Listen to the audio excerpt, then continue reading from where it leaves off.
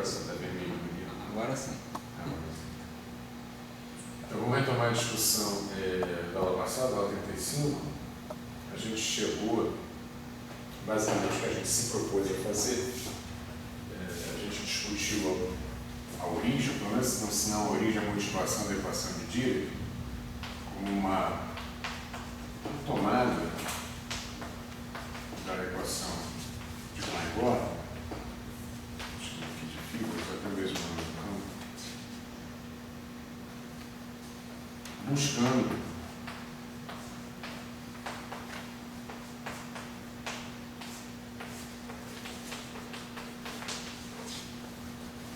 a proposta para tentar resolver duas questões que surgiam, que eram basicamente a possibilidade de definir de forma consistente uma velocidade de probabilidade, no caso da equação de Ligor, na concepção de que aquele φ de x aí fosse um campo interpretado como uma função de onda, de uma partícula relativista, e também a questão das energias negativas, embora essa não tenha sido resolvida.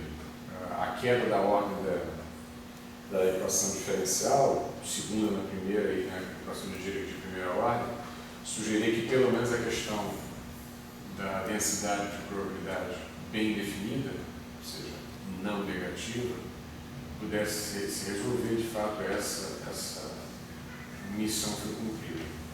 A gente, enfim, adotou então a equação de Dirac, lembrando que, de qualquer maneira, como isso aqui era uma tradução em operadores diferenciais, fazer uma tradução da relação de expressão relativista, 2 igual a 2, C2 mais M2, C4, então essa, com uma outra proposta, para que se pudesse atender a questão da definição de probabilidade, para que eu pudesse interpretar isso como uma função de onda dessa partícula relativista, resolver isso não poderia estragar a concepção de que isso aqui só foi proposto porque se queria fazer mecânica quântica relativista. Então, a relação de dispersão tinha que permanecer válida, e aí, iterando essa equação, o que basicamente a gente achou é que a preservação da relação de dispersão, aqui ainda incluindo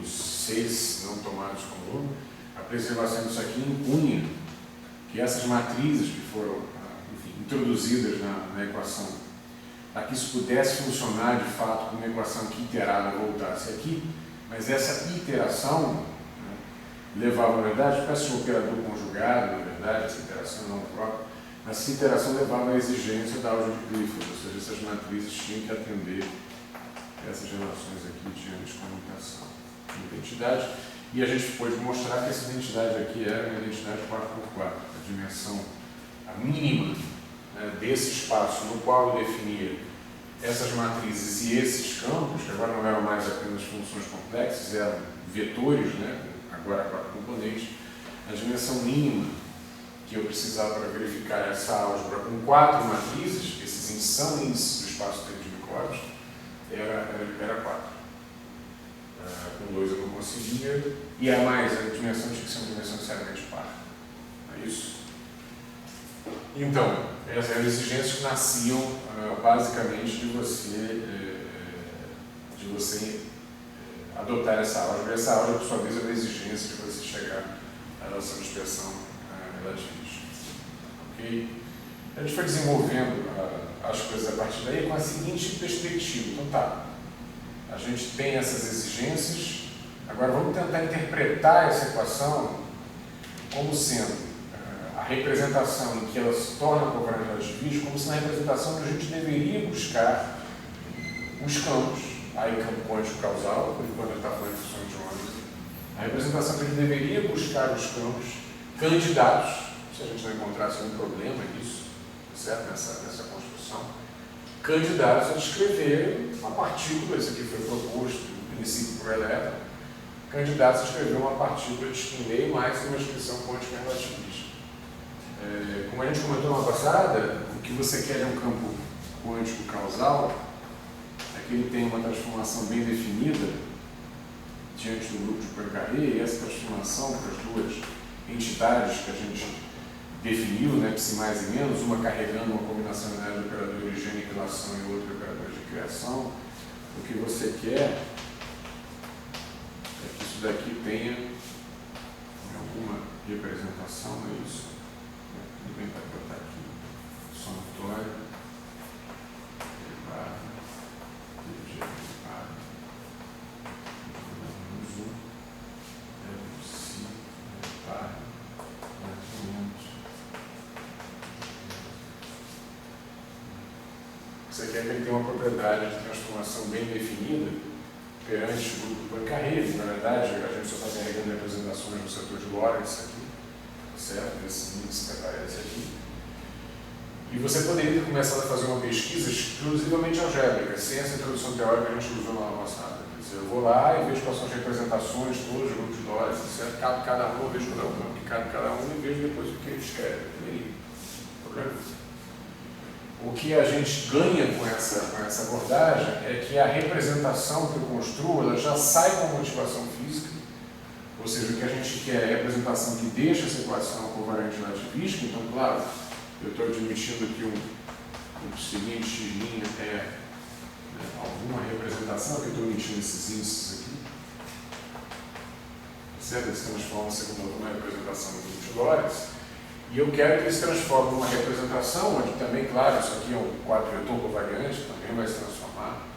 Eu quero que ele se transforme numa representação tal que essa equação aqui se reproduza. Quando ela é estabelecida como um observador que se relaciona com o original via uma transformação de Lorentz. Então, tem uma motivação física para buscar o que seria um campo ponte-causal nessa representação. Que era a covariância da equação de partir do pressuposto que a equação de gênero, de fato, é uma resposta lativisticamente consistente do problema que a gente encontrava antes.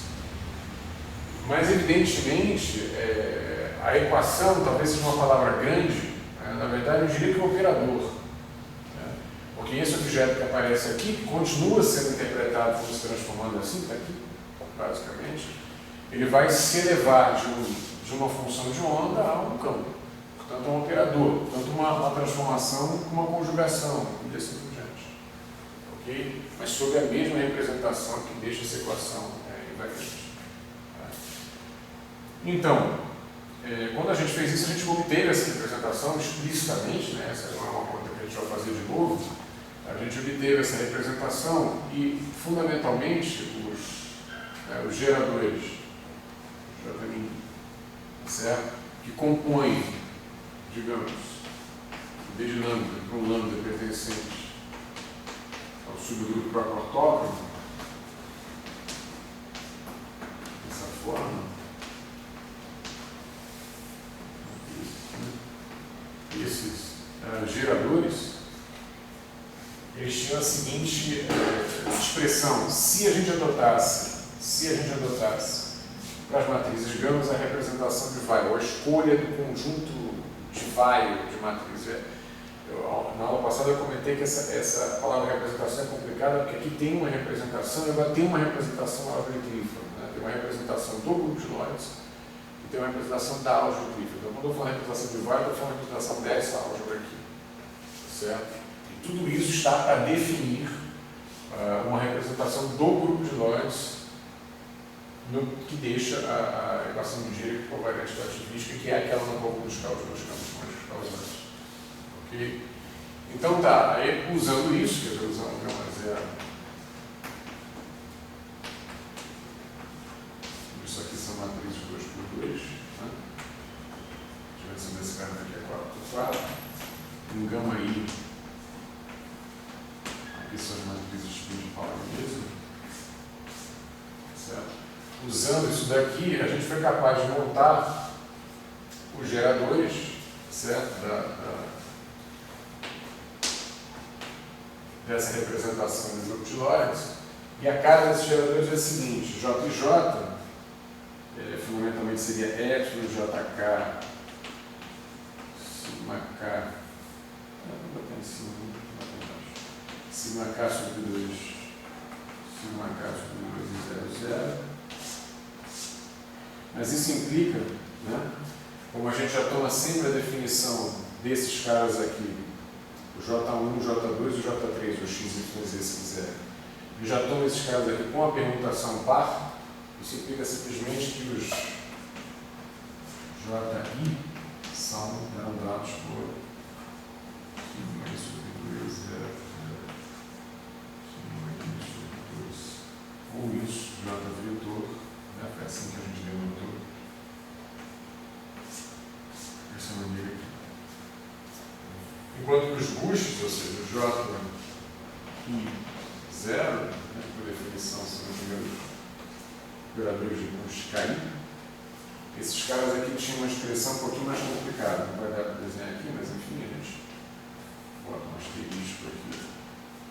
Não é complexo conjugado de nada, é a relação usual de falta de espaço. Então, esses, o K vetor acabava dando menos I.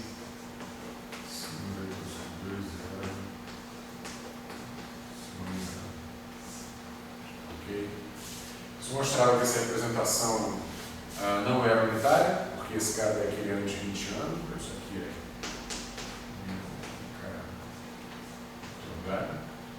esse cara daqui. Mas como tem esse cara daqui anti-Nietzscheano, então essa representação aqui não é unitária, o inverso disso não é o transposto conjugado. O que não era surpresa, porque afinal de contas essa é uma representação de dimensão finita, né, de dimensão 4, e como ela está produzindo uma representação daquele subgrupo próprio autóctono que é não compacto, deveria ser então como representação unitária. Se fosse unitária, teria que ter ou que ser uma representação trivial ou de dimensão infinita, tem dimensão 4, mas nos dois casos, se o teorema de Wigner não cai, não tem por que cair aí. Então, de fato, a gente já previa que ela não seria unitária, não é. Achar unitária seria o problema. Achar unitária, não. Porque isso já era previsível. Ok? Disso daqui a gente tirava também que o J2 ou J escalar J, isso aqui valia 3/4 da identidade. Aqui eu vou ter basicamente 1/4 do quadrado aqui por causa desse meio, e aqui eu vou ter sigma escalar sigma, vai dar sigma ao quadrado, sigma 2 ao quadrado, sigma 3 ao quadrado, mais 3, né? Daí 3/4 da identidade.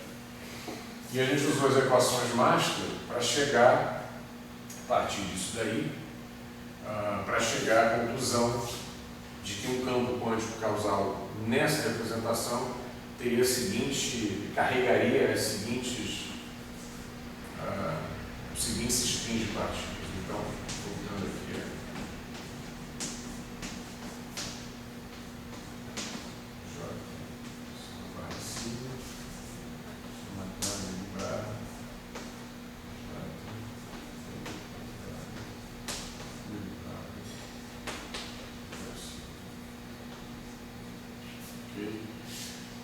então, a conclusão que a gente chegou, a gente sabe que se a gente iterar isso daqui, né, se a gente multiplicar isso daqui, basicamente significa um somatório em sigma 2 barras J,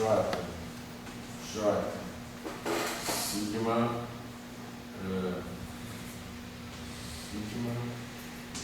2 barras, basicamente. Você tem o seu J2 aqui. Se você fizer a mesma coisa daqui, você vai ter de novo J vezes esse U, que é exatamente a expressão que está aqui. Então se escreve de novo com esse J vezes U, já sabe disso. Então tem quadrado aqui e quadrado aqui. E quando eu escrevo os dois quadrados,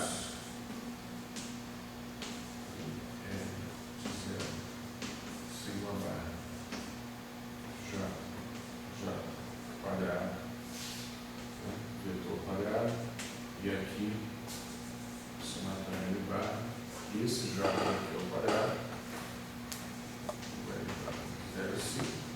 esse aqui a gente acabou de recomentar, 3/4 de delta de barra, 3/4 de identidade. Esse aqui comuta com todo mundo, né?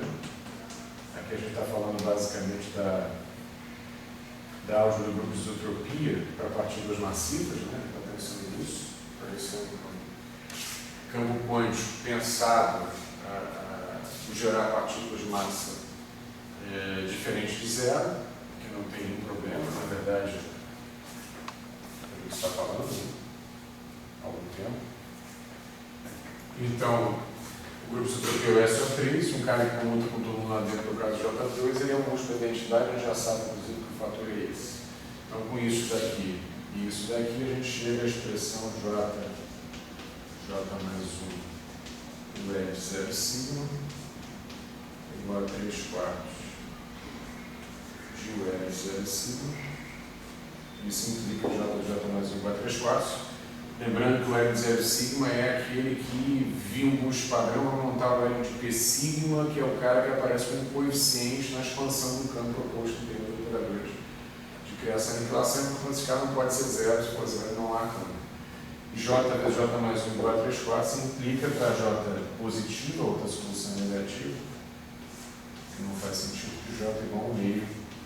Portanto, um campo conjugasal na representação que deixa a equação de giro covariante relativística, ele carrega partículas. Lembrar que esse número se refere a isotopia, ou seja, tudo tem infinidade de partículas que estão sendo carregadas pelo campo, criados e aniquilados pelo campo.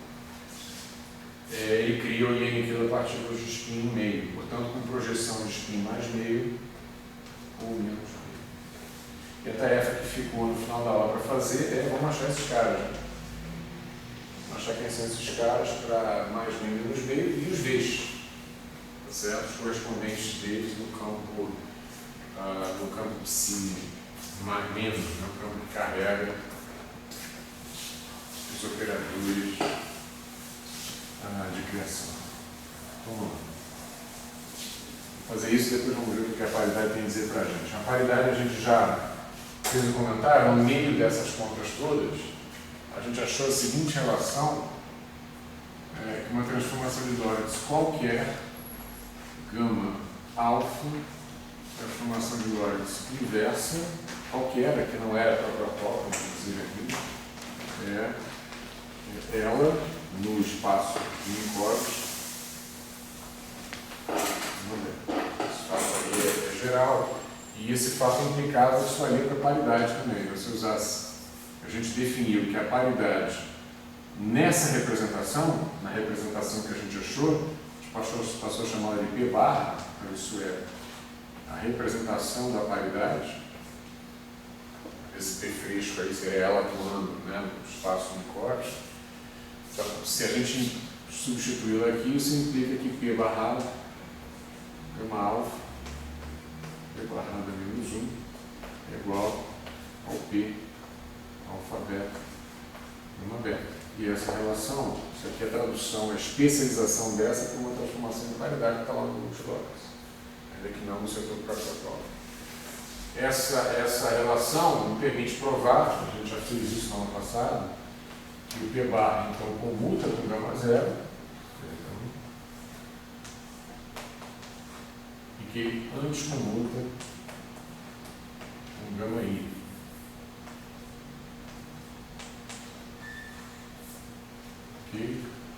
Porque se eu colocar o gama zero aqui, só tem P00, isso é mais 1. Então a gente comuta. E se eu colocar gama i, eu só tenho PI, o mesmo i, sem soma, tá certo? Isso vale menos 1. Então tem um sinal de menos aqui, a gente comuta com os gama i e tal. E se essas duas coisas são verdadeiras, e são, então eu posso escolher o P barra como um múltiplo de gama zero, qualquer, e a gente escolheu como menos gama zero. Mas, portanto, o meu P barra daqui em diante ele é zero, identidade 2/2, identidade 2/2 é, que é menos isso que a gente tinha adotado no grau de vida. Então, isso está no meio do caminho. Mas vamos embora, a gente tem que achar esses UL0 mais meio, não é isso? E o L0 menos meio e os correspondentes dos V's.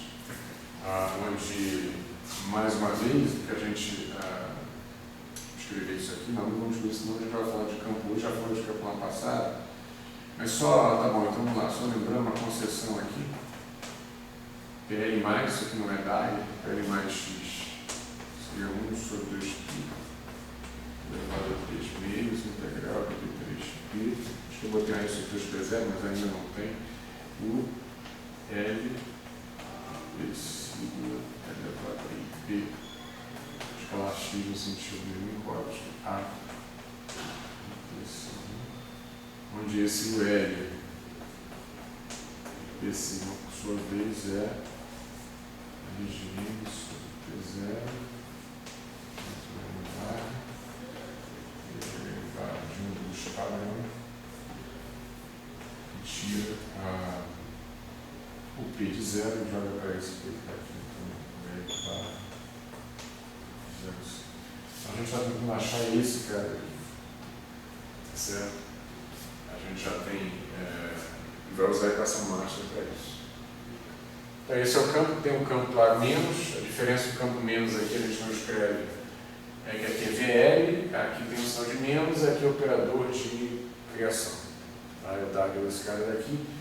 E na verdade a gente já sabe que como quando a gente estudar a microcausalidade e já com a intenção de imaginar, embora a gente não vá fazer isso aqui explicitamente, que existe uma simetria também de conjugação de carga, é isso? A gente normalmente toma uma combinação entre um cara exatamente com essa cara e um psi onde aparece o VL, elevado a menos px, o poder de criação, mas criação de partículas conjugadas de carga em relação ao psi mais original.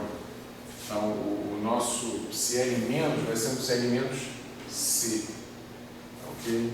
Conjugado de carga. A gente não vai fazer isso agora, não precisa fazer isso agora, não precisa mencionar.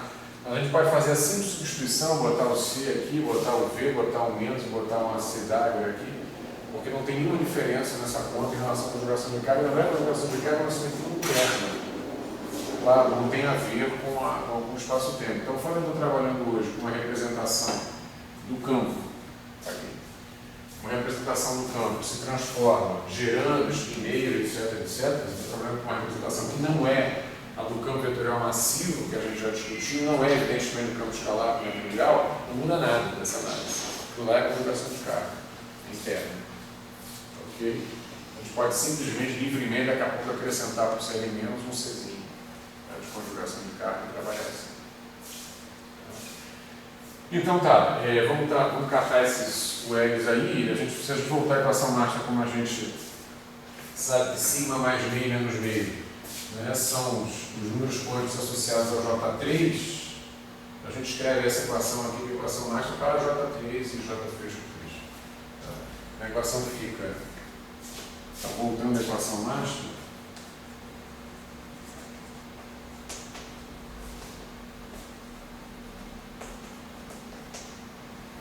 pegando a componente J3, eu teria somatório em sigma barra, o L de 0, sigma barra, J3 agora, na representação meio, a gente já sabe que esse J vale meio, uma J genérico mais, isso.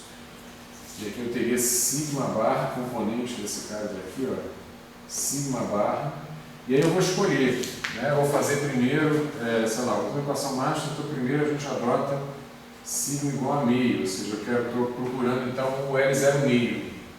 Aí eu vou ter dois desses vetores, né, o L0 meio e o L0 menos meio, eu vou procurar o L0 meio. Então esse sigma solto aqui é o meio já.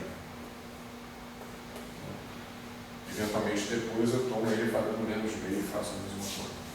Somatório aqui em L barra, o J aqui já é o J3, né? L barra.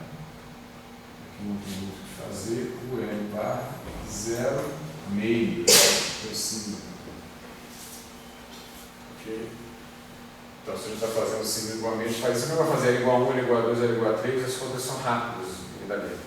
Esse J3 a gente já sabia quem era, faz algum tempo, né? Ele é fundamentalmente a matriz sigma Z de Pauli, mas com fatores de meio, do que a gente vinha adotando até agora.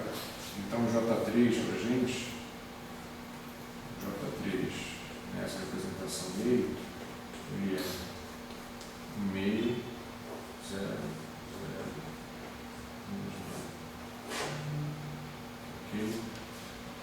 Nota que essa matriz tem índice sigma, né? Quer dizer, ela não atua aqui, ela atua aqui, ela é 2 por 2, ok? Enquanto que essa daqui tem índice na dimensão 4 dessa representação que a gente está achando. Então essa daqui tem essa cara e essa J3 aqui é só pegar aqui, ó.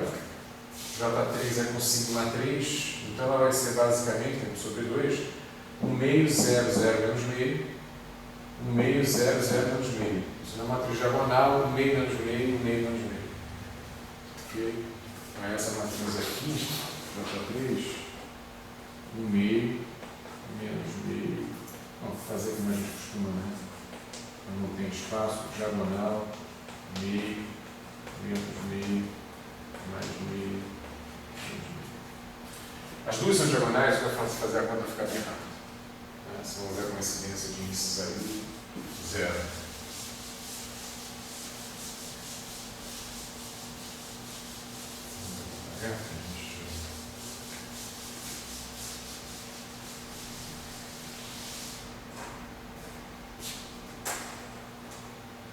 Então vamos lá. Se eu fizer L igual a 1, sigma igual a meio está fixo. Eu vou fazer agora L igual a 1. Se somar igual a 1, aqui eu vou ter, somando em sigma barra, eu teria o 1 de 0, meio. Eu estou tomando sigma barra valendo meio. E aí eu tenho J3 nessa representação, elemento de matriz meio meio. Ou seja, primeira projeção e primeira projeção, isso que eu quero dizer. Né? E esse elemento de matriz meio. Então esse objeto aqui vale meio. É uma soma em sigma barra, então eu teria que acrescentar 1, o L está fixo valendo 1, 0, menos meio, J3 meio, elementos de matriz, esse índice aqui que está somando com esse, menos meio, meio. Só que esse cara daqui é 0, um elemento fora da diagonal de J3. Esse 0 aqui especificamente. Então esse termo daqui não entra. Esse lado esquerdo da equação máxima, para L igual a 1. O lado direito, se o L igual a 1, a gente vai pegar J3, e aqui eu vou ser econômico, né? Se eu fixei esse L valendo 1, o único cara que vai me dar alguma coisa é quando L barra for 1 também, não é isso? Porque também é uma matriz diagonal. Então eu vou escrever JL 1, 2, 1, 3, 1, 4, vou deixar só J3 1, 1, e portanto vai voltar exatamente no 1, 1 de 0, meio, mais zeros, né? Associados a J1 e algum índice aqui, L barra é diferente de 1. Então isso daqui vai me dar o quê? Isso aqui vai me dar que termo não existe, eu vou ter um meio de 1 de 0 meio igual a J3, 1 é o primeiro elemento aqui, é justamente um meio também. Então isso vai dar um meio de 1, 0. Um meio que significa basicamente que esse cara é indeterminado. Pode valer o que você quiser.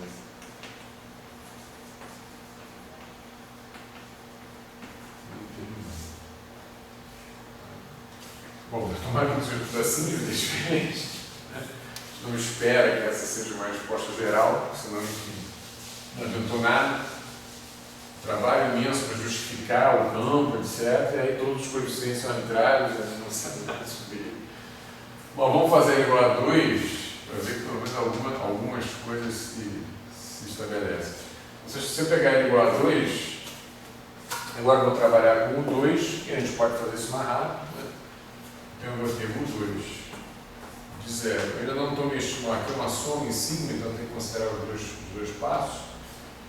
Então, quando sigma barra vale meio, vou ter um 2 é meio, que J3 1 meio de meio. Esse cara existe. Certo? Esse cara não é 0.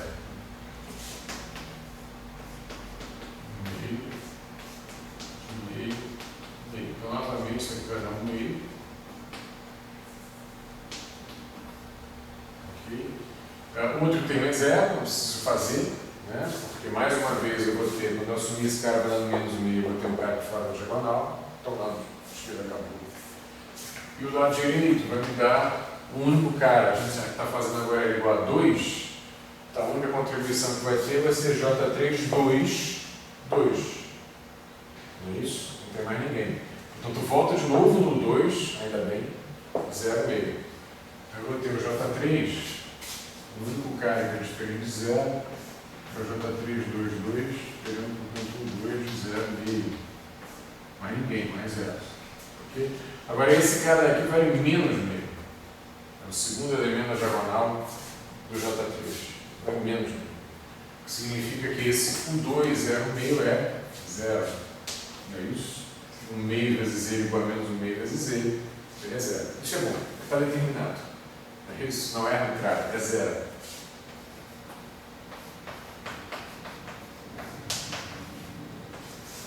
É um bom resultado. Os dois resultados são razoáveis desde que eles não sejam gerais. Se tudo for determinado é um desastre, se tudo for zero também é um desastre. Mas alguns serem determinados serem zero é bom. Eu estou especificando o vetor. Esse vetor de 4 componentes. Uma calculação mágica. A gente sai de como faz isso. A gente não precisa levar essa conta mais adiante, até eu teria que fazer L igual a 3 ainda, terceiro componente, a quarta componente. A gente pode começar a fazer essa conta já aqui direto, sem copiar.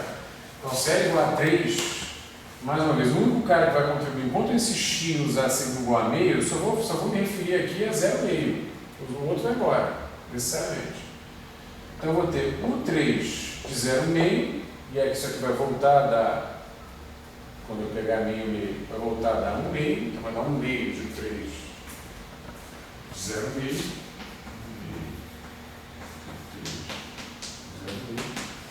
Do lado de lá, desse lado aqui, do lado direito, se é igual a 3, eu só tenho 3,3, portanto você vai de novo para o 3 de 0,5, só que o 3,3 é mais meio, então é outro determinado. É isso? Então vai dar 1,5 de 3 de 0,5. Portanto, ele também é determinado. E finalmente, no L igual a 4, enquanto o sigma for igual a meio, eu só vou pegar o J3 meio aqui, vai ser 1,4 de 0,5 vezes meio. Então, esse lado aqui não muda nada. 1,4 de 0,5.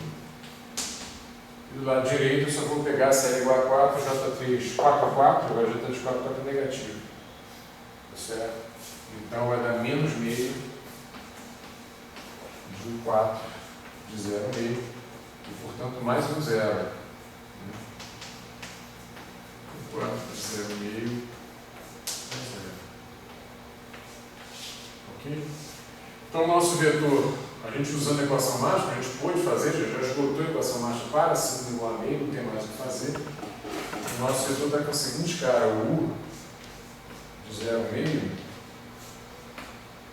Ele, em princípio, está escrito assim: um cara arbitrário, eu vou chamar de C+, tá certo? Na primeira posição, 0. Outro cara arbitrário, eu vou chamar de C-, 0. Isso é um pouco demais, porque na verdade a gente, se a representação fosse irredutível, a gente esperaria ter estabelecido bem esse vetor a menos de uma constante. Porque as equações mágicas para pagar são homogêneas. É isso? U vezes alguma coisa, igual vezes alguma coisa, tem uma constante aí, tem uma liberdade constante que eu sempre posso usar. Eu esperava uma outra em duas. Isso eu faço porque de fato trabalhando com representação até agora redutível. Até agora, quando a gente introduzir a paridade, a gente vai ver que a gente remove uma arbitrariedade aí de constante. Tá certo? E remove justamente porque, com a paridade, a representação não é mais redutível, ela é irredutível. A paridade mistura, precisa dos dois blocos para poder ser representado. Ok? Se eu tiver a missão de representar. Esse aí já foi o U 0 menos meio, a gente faz por inspeção, tá certo? Da conta que a gente fez aqui. Então, como é que a gente seria o 0 menos meio? Se a gente fixar agora sigma igual a menos meio, tomar agora sigma igual a menos meio, a diferença é que, como esse cara daqui agora é menos meio, está aqui o sigma, né? Da equação mágica. Isso aqui está somado. O livre está aqui. Se eu escolher sigma igual a menos meio, agora só vai aparecer menos meio. Mais ninguém. Eu sempre vou estar me referindo a U é de 0 menos meio. Pronto, não tem interferência com o que a gente já determinou. Nunca vai se referir ao 0 mais meio. Sigma igual a menos meio aparece aqui também. Isso aqui é o sigma, né? Então não há interferência com nada que já fez até agora. Que é o que a gente quer. São dois vetores, em princípio, independentes aí.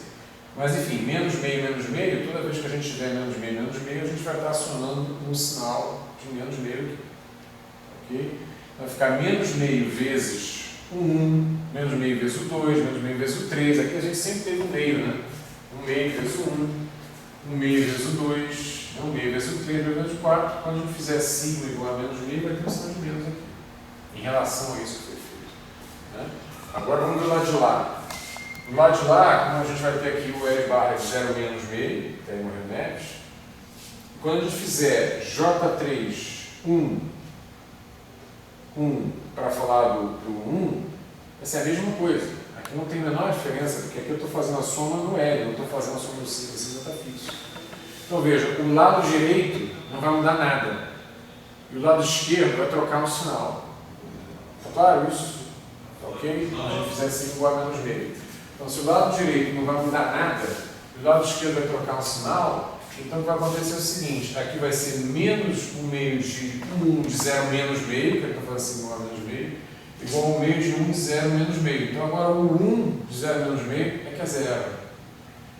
Esse aqui que é 0, como esse sinal aqui vai trocar, que vai ser menos meio, ele vai resultar indeterminado. O outro que era indeterminado vai resultar 0. Se eu vou trocar quem é 0 por quem é indeterminado. Claro? Tá ok? Pode fazer a conta de novo, enfim, um exercício de incredulidade ou de ceticismo científico, se quiser, mas o resultado que a gente vai ter é isso. 0, vou chamar de B+, 0, B-. Ok? E agora o que a gente pode fazer com as equações mágicas se a gente não levar em conta a paridade? Falta os V's, né? O V, que é lá o coeficiente do operador de criação.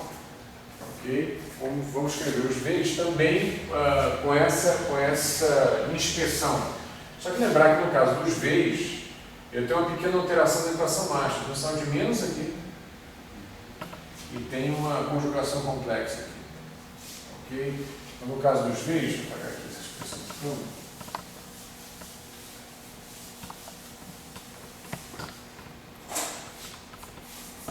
Então, os coeficientes.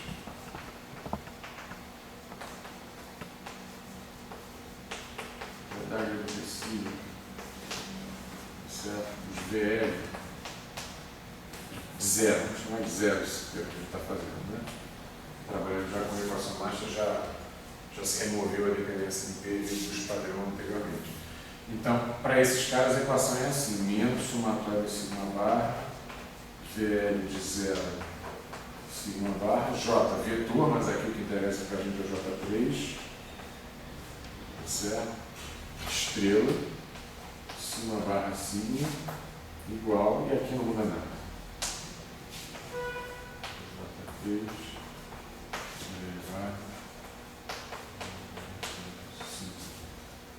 essa é a equação mágica para os VLs, né, os coeficientes do operador de criação.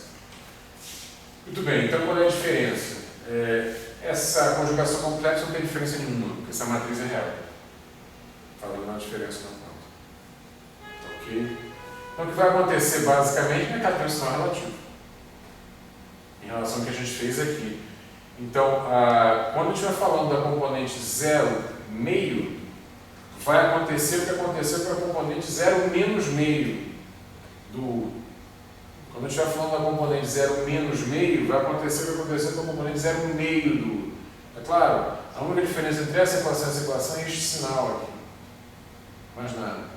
Então, no caso dos V's, ele tem basicamente a mesma coisa, só que trocando. O V 0 meio tem essas determinações aqui, e o V 0 menos meio tem essas determinações aqui. Aliás, eu acho que não chamei de D, não. Acho que eu chamei esse aqui de Z coeficientes de leitura. Não faz muita diferença. C mais barra, C menos barra. Faz diferença. São determinações, eu posso dar um nomezinho a elas que a gente precisa. Então, só para agregar aqui na mesma cortina, o V, portanto, de 0 meio 0, agora sim vamos usar o V, P mais 0, P menos, as determinações aparecendo no mesmo lugar que aparece no meio, e o V de 0 menos meio, esse cara se escreve, diminui o tamanho dessa letra aqui,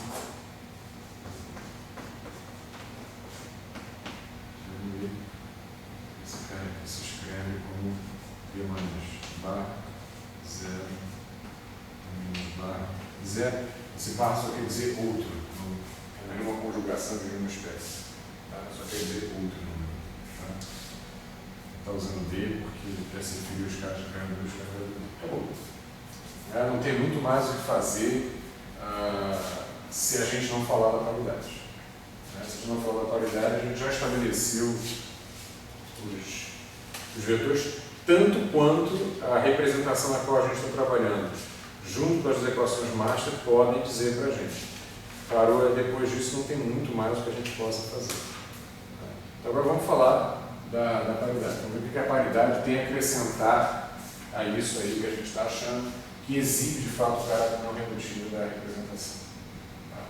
Aqui a gente já começou a falar da paridade, eu vou apagar aqui mesmo, vou deixar essa expressão aqui. Vamos investigar como é que a paridade atua na expansão do campo.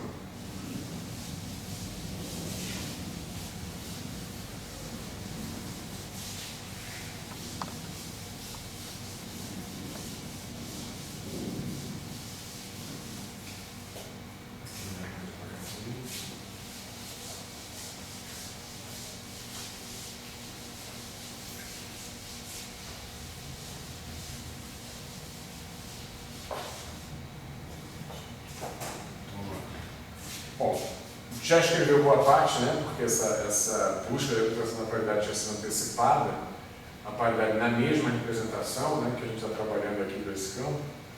Mas vamos acrescentar algumas observações. Então, se isso aqui é verdade, enfim, a gente está tomando isso daqui, se a gente lembrar que os meus J mini, em geral, eram I sobre 4, comutador de gama mi com gama ni, posso ver qual é o efeito da paridade conjugando esse cara daqui por essas regras que a gente achou.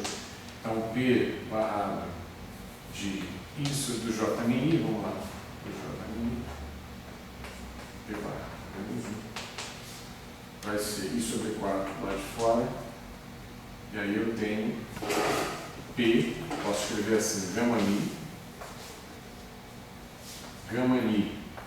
P barrado a menos 1, e aqui no meio eu posso inserir P barrado a menos 1, é isso, né?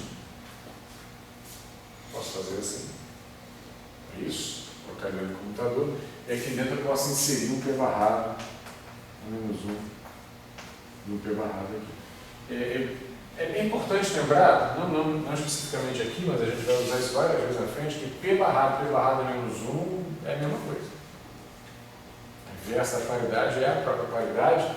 A paridade tem quadrado igual a 1. Certo? Ela tem quadrado igual a 1. Portanto, vai ter autovalor de mais ou menos 1 e tudo que vem junto com essa constatação. Mas, enfim, escreve isso daqui para aproveitar essa maneira como está expressa aqui. E, portanto, agora a gente vai especializar. Quer dizer, isso aqui é para um mini qualquer. Vamos ver o que acontece se a gente estiver sanduichando um operador gerador de rotação. Então seria sobre 4, P barrado, gama I, P barrado menos 1. E aqui eu teria P barrado, gama J, P barrado menos 1. E o que acontece é nada, né? Porque esse daqui troca de sinal, não é isso? Então esse daqui recebe um sinal de menos, mas esse daqui também tem um sinal de menos, os dois são gamas espaciais, portanto não acontece nada, eu continuo no JJ, isso aqui é igual ao próprio JJ, que é a mesma coisa que dizer que é igual ao JJ DAG, porque esse cara é R. Oi. Vou interromper. A gente não estava considerando o quadrado da paridade proporcional a uma fase? Sim. Você pode escrever como uma fase vezes a identidade. É isso que você está pensando, né? Bem, você pode escrever dessa maneira. Aqui a gente não está fazendo isso no momento que a gente escolheu a paridade nessa representação aí. A gente assumiu que a paridade é menos gama zero, o que a gente tinha comentado é que por essas relações aqui, a paridade deveria ser proporcional a gama zero. Eu poderia ter definido uma fase aqui, se quisesse. Eu escolhi usar menos 1. Okay? É uma escolha. Tá? Então, nessa escolha, a gente, em princípio, está tirando a fase da atuação da paridade nessa representação. Já a gente vai usar a paridade tal como ela atuava no espaço de Hilbert. Você está como atuava em estados de uma partícula, ou de várias, né, com produto direto. E aí lá a gente vai trazer a fase de volta. Porque lá a gente definiu como uma fase, não é isso? O P atuando sobre o estado de uma partícula, ele modificava o estado, colocando uma fase, não é isso? A gente admitia essa atuação de uma fase, e aí, claro, a paridade ao quadrado não podia ser identidade, tinha que ser uma fase, tinha que ter uma fase ali. E além disso, trocando basicamente o momento da partícula, né? Invertir de sinal, se a partícula fosse massiva. Né? O que acontecia, a inversão de sinal acontecia com a inversão temporal se ela fosse massa zero. Né? Isso a gente fez lá no capítulo 2. Mas aí a paridade é todo no espaço de Hilbert. Ou seja, aqui não, aqui a gente está pensando a paridade como na mesma representação em que a gente definiu esses campos aqui. Ok? Ou dito de outra maneira, a paridade aqui, na expansão do campo, a paridade aqui está atuando sobre esse índice aqui, ó, dos coeficientes. A paridade com a qual a gente trabalhou, que já a gente retoma ela, vai precisar dela, aquela paridade ela está fazendo isso aqui, está conjugando o operador de criação e aniquilação. Então, esse P nada em cima é a paridade do espaço de esse P com a barra em cima é a paridade nessa representação aqui. Vai atuar aqui sobre esse índice aqui, não atua sobre o A e o H, que não tem esse índice. Quem carrega a representação do campo, a representação de lotes no qual o campo se instalou, são esses coeficientes. É isso? Ok? Os A's estão atuando lá no espaço aqui, no espaço Fox, seja aqui no espaço aqui. Então vamos lá, aqui eu tenho JJ igual a JJ da área, e se eu fizer a mesma brincadeira com os buchos, I 0 barra menos 1, isso aqui vai me dar coisas semelhantes, só que nesse caso tem sim o sinal. Porque esse cara daqui tem um fator de menos 1, vai dar menos gama I, mas esse aqui dá o próprio gama zero, então tem uma troca de sinal. Okay?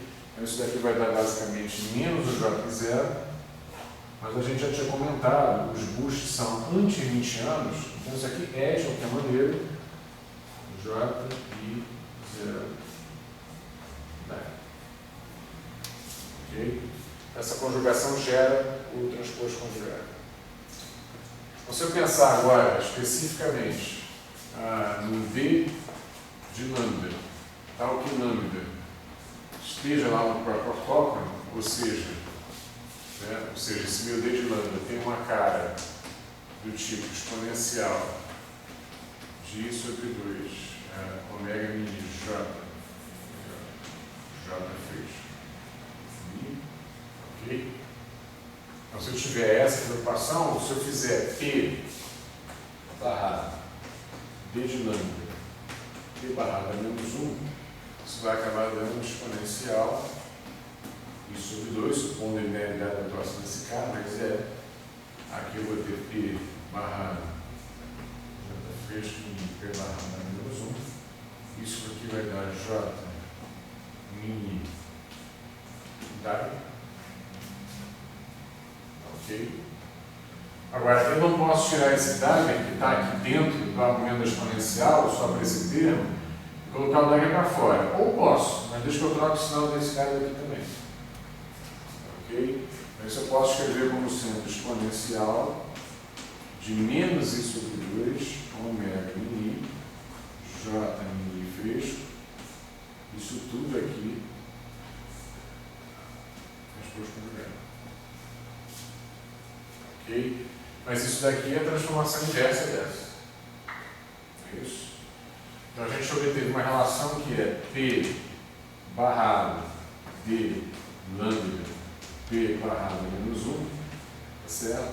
É igual a D menos 1 de lambda transposto conjugado. Você pode conjugar essa equação, que vai ficar simplesmente inversa. Essa daqui, lembrar que esses caras são Lynchianos também, tá certo? São como você quiser, basicamente. A gente faz ver todas as propriedades. Então, se eu fizer isso, a gente vai acabar transformando essa relação nessa daqui, na verdade.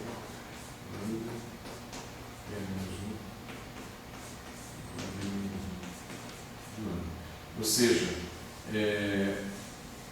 não é essas matrizes, se você pensar essa representação do Lorentz, ela não é uma representação unitária, já constatou isso. Mas é como se ela fosse unitária via paridade.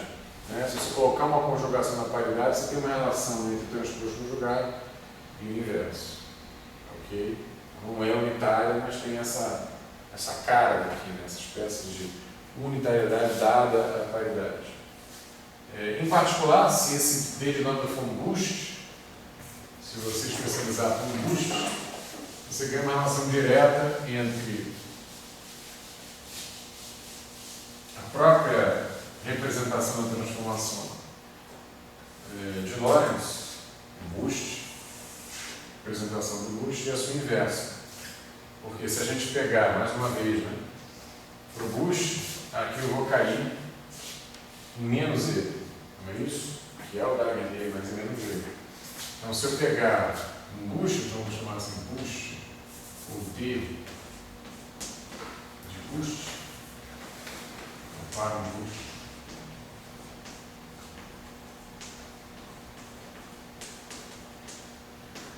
Então, esse D de boost seria simplesmente a exponencial de I ômega zero J fresco zero. Quando eu já tirei o 2, eu já estou admitindo aqui que não se permuta. Não é em 0 e 0 mais 0 e 0 i, já tirei isso, não faz. Então, se eu fizer a conjugação desse boost, P barra D desse boost, P barra menos 1, isso vai atuar aqui, a gente sabe que isso vai trocar o sinal do que aparece aí dentro, ou seja, isso vai dar inverso. Diretamente. É isso? Ok? Se eu fizer essa conjugação aqui, vou ter P boost P menos 1, isso vai dar menos E, portanto isso vai dar inverso. Isso aqui dá o B.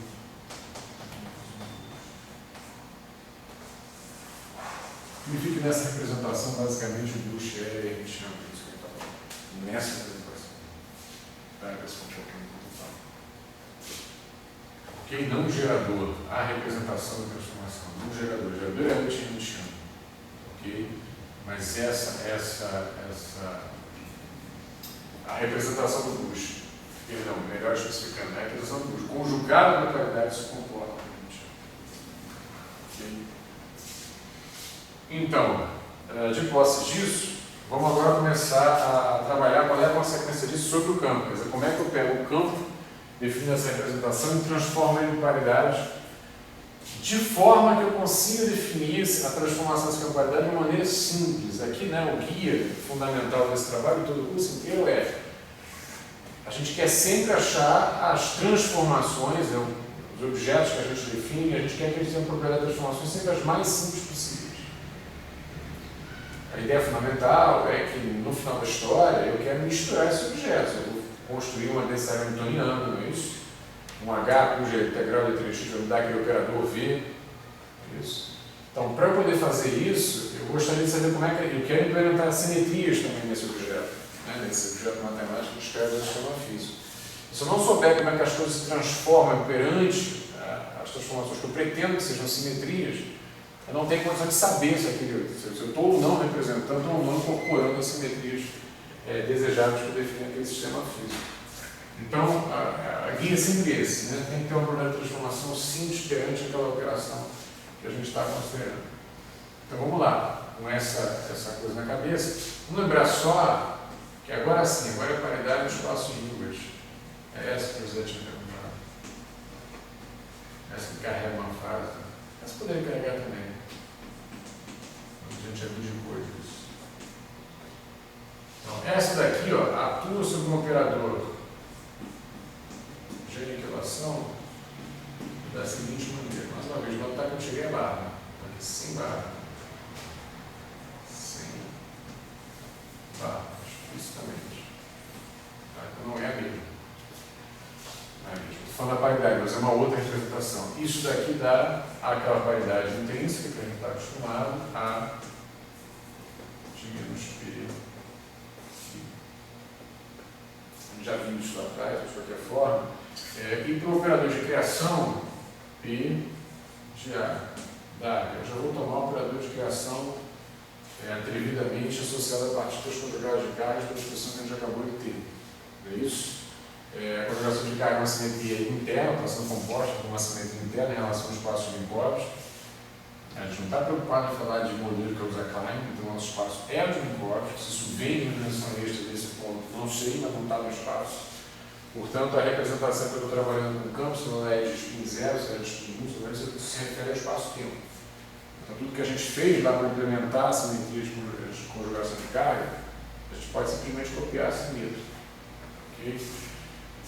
E esse cara que vai habitar o nosso psi conjugado menos, não é isso? De x. Então, já estou trabalhando com ele, P menos 1.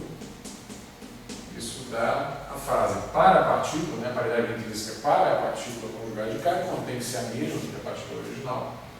Tá certo? Vezes esse cara menos P sigma. A gente pode mostrar que isso aqui é verdade, pelo menos rapidamente, esquematicamente mostrar, e aí a gente herda a expressão de cima por conjugação mesmo. Tá certo? Complexo da história. Isso aqui basicamente é o conjugado desse cara daqui a menos do índice C. Okay? Isso aqui é porque, se a gente pensar a paridade, tal como nós no espaço Hilbert, em cima de um estado daqueles, Φ, sigma, N, etc. Isso aqui era proporcional ao que isso aqui é uma fase nisso, certo? E esse Φ passava a ser um Φ de paridade P sigma, ou seja, esse P trocava de sinal, o vetor trocava de sinal, né? A paridade inverte o sinal das componentes espaciais no momento. Basicamente é isso daqui. Então eu posso pensar o seguinte, esse Φ que aparece aqui, eu posso imaginar que seja o resultado da criação P sigma no estado de vácuo. É isso? Ok? Isso deveria ser proporcional, portanto, a essa fase, e esse cara daqui deveria ser um cara resultado de um operador de criação, paridade P, sigma, também em cima do vácuo. Então o vácuo aqui vai ficar, não sei onde vai ficar o vácuo, então o vácuo. Pronto. Ok? Agora, paridade P menos P. É isso, basicamente, o que se refere ao setor vetorial. Então, aqui eu tenho uma coisa que é proporcional a eta, a DAG, de menos P sigma, no vácuo. E aqui eu posso jogar aqui, ó, P menos 1, P. Posso jogar uma identidade ali. É isso? P menos 1, P. Aqui dentro. Então, eu vou ficar basicamente aqui com P, a DAG, de P sigma, P menos 1, e depois eu vou ter P atuando no vácuo, mas o vácuo não tem partícula, não vai se formar uma paridade bem variante. Ok? Então, esse P em cima do vácuo ele é simplesmente um vácuo. A ideia é que isso aqui, ou seja proporcional, certo? Seja proporcional a isso aqui. Então, agora é só você comparar o resultado que a gente acabou de colocar. A conjugação da paridade em cima do operador de criação deve dar a fase vezes o operador de criação com T trocado. A menos uma pulsão de constante de normalização, não é isso? Que definem esse estado aqui. A pulsão de constante, não é só isso. Tá? Mas, enfim, o essencial, isso aquilo que diz respeito à atuação do operador de criação, de fato, permite você concluir que a conjugação dá isso aqui. E se você tomar o complexo conjugado, isso você vai chegar nessa coisa. Basicamente. Então aqui a fase aparece conjugada complexa. Ok? Enfim, com essas duas coisas aqui, com isso tudo que a gente fez, a gente vai atacar o campo. Vamos ver o que acontece.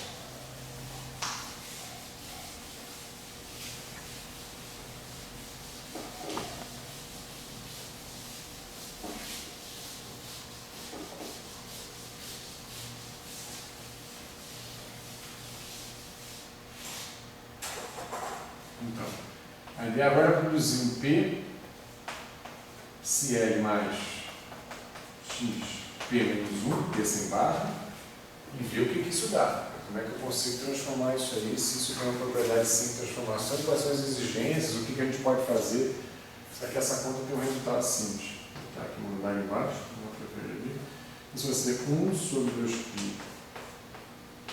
Lembra da 3,5, vamos lá, somatório de sigma, integral de 3π. Ninguém tem nada a ver com isso, esse P aqui é do espaço de Hilbert, ninguém tem nada a ver com isso. O L de P sigma é elevado a P escalar x. E finalmente quem tem com isso, P A de P sigma P menos. Ok? Mais uma vez é a paridade do espaço de Hilbert, não é o P barra. Mas isso vai gerar consequências para o P barra e para aqueles U de L, aqueles U e V de 0,5 e 0,1. Muito bem, esse cara daqui a gente acabou de dizer que isso dá eta estrela A de menos P sigma, que é o que está escrito ali. Deixa eu tirar essa estrela para não nos perturbar aqui. E nós vamos fazer uma troca aqui para baixo, P vale em menos P. Vamos fazer uma troca de variáveis, só isso.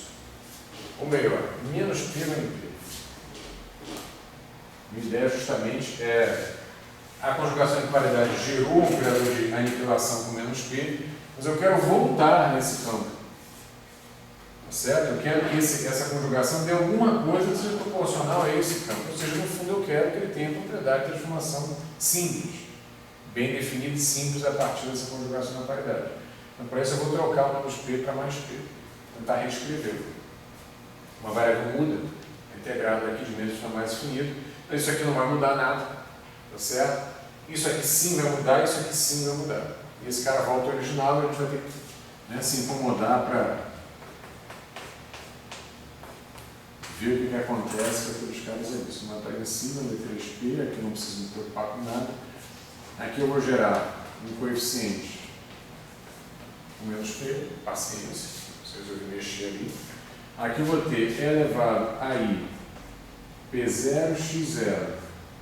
Isso aqui não aconteceu nada, mas aqui mudou, né? Passou a ser menos o PI xi, né? Menos por causa da métrica, eu estou mantendo um em cima e outro embaixo, é menos porque eu troquei, que é menos P mesmo. Ok? E aqui finalmente eu tenho a eta, posso jogar para cá logo, a eta estrela, né? A paridade intrínseca é completa no lugar. E esse cara daqui, né? O objetivo é que ele voltasse ao original, então voltou. Okay? Agora, esse cara que está aqui, esse sinal de menos, eu posso jogar a culpa no P, que trocou P para menos P, mas eu posso jogar a culpa no X também. Eu posso dizer que eu tenho aqui um E elevado a I P escalar X, não mais P escalar X, mas P escalar paridade em X. Porque a paridade em X trocaria justamente o sinal desse cara, e produziria exatamente essa mesma exponencial aqui. Ok? Então a nossa expressão vai ser assim, é a estrela, 2π a 3 meios, uma soma sigma, a integral em 3π, o L de menos P em sigma, esse aqui a gente não vai ter que trabalhar, aqui vai ficar elevado a I, P, escalar, a paridade tal como atua no espaço incógnito X, A, vetor de P, sigma. Ok? Isso aqui não tem problema, na verdade a única coisa que a gente vai dizer é que quando a paridade atua, ela vai gerar o mesmo campo, só que em vez de definir na posição X, define na posição paridade X. Isso é bem-vindo, até bom que isso apareça, é razoável esperar que apareça. O que está perturbando a gente é esse cara aqui. Tá certo? Então a gente vai ter que achar a relação desse cara daqui com o U0 de P sigma e tentar trabalhar isso aqui. Tem uma diferença aqui em relação ao 0 P sigma, porque esse cara é obtido a partir de UL de 0 sigma, perdão, com o luxo inverso. É isso. Ele vai P menos P. Então vamos lá. Trabalhar esse cara aí.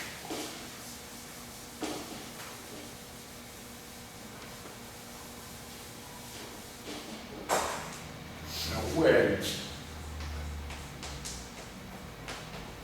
de menos P sigma, né, que é G disso aqui é zero, somatório, sei lá, L barra, D de L, L barra, L,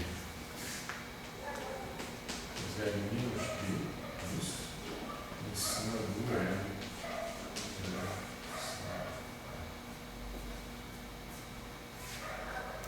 Ok? Só que isso aqui, o L é menos 1 de B. É o busto inverso. Tá certo? Estou disparando no sentido oposto ao que eu disparo. E a representação do inverso é o inverso. Né? A representação inversa. Então isso daqui dá a mesma coisa que a raiz de 1 sobre P0, a somatória L barra, e D é menos 1.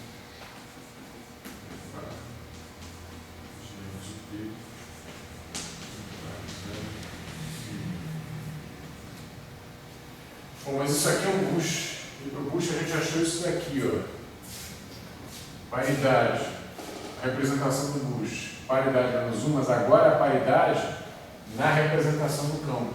Não aquela paridade pezinho lá. Ok? Não é essa peso, tudo é pesão. Não é essa paridade que aparece aqui, ó. É essa que a gente começou a conta, mas a P barra. Ok? É que atua sobre os índices L. E não que atua no espaço de Hilbert. Então, o D é menos 1, busto invertido, eu posso escrever dessa maneira. Então, eu vou escrever isso daqui como sendo RGN P0 barra P barra. Ou escrevo ou não escrevo com isso somatória dela? Escrevo. Somatória N barra, então esse cara vai querer ser N barra, sei lá, L, duas barras, que é o primeiro deles, D, G, duas barras, vou ter que fazer um somatório aqui. Vamos lá. Eu já faço aqui com a linha, vou fazer melhor. Escrever na forma matricial, depois se a gente precisar, a gente abre isso. D menos 1 vezes 1, isso aqui é P barra. D de L de B vai menos 1 U. Pronto, repetir ali os índices para não ficar se debatendo, escrever de forma matricial já. Ok? Então, mas olha só, P menos 1 ou P é a mesma coisa. Certo? Não faz diferença. Então, o que a gente poderia ter de simplificação, o que eu quero, na verdade, é tentar fazer com que esse cara volte ao R de P sigma. Como é que ele poderia voltar ao R de P sigma, não de menos P? Se essa representação do busto padrão atuasse em cima de U de 0 sigma. Não é isso? Ela recuperaria o U de P sigma. Ela não é mais a inversa, ela é a original. Ok? A relação inversa está traduzida aqui nesses P barras, essa conjugação relaciona a inversa com a original. Então, se esse cara atuasse em cima de U de 0 sigma, eu teria o meu U de P sigma, tudo bem, teria um P barrado aqui na frente, problema nenhum.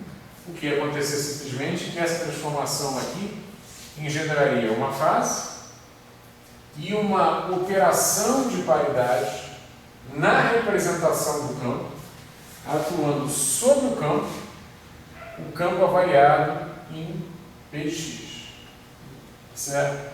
Então, o que eu estou tentando projetar, que é uma forma de transformação relativamente simples, é o seguinte, ó, projeto P CL mais P a menos 1 igual, quer dizer, a minha ambição é chegar a uma coisa assim, ó, eta estrela, talvez mais alguma coisa, não sei, P barra, não é esse P, tá certo?